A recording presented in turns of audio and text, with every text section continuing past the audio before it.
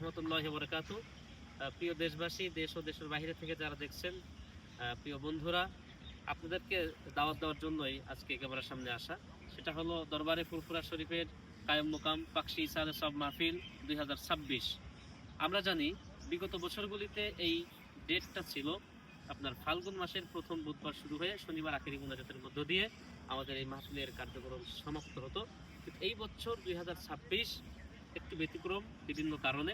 সেটা হলো 22, 23 এবং 24শে জানুয়ারি 2026, এই 3 দিনে আমাদের পাকশি ইসালে সব মাহফিলের কার্যক্রম সমাপ্ত হবে ইনশাআল্লাহ তাআলা।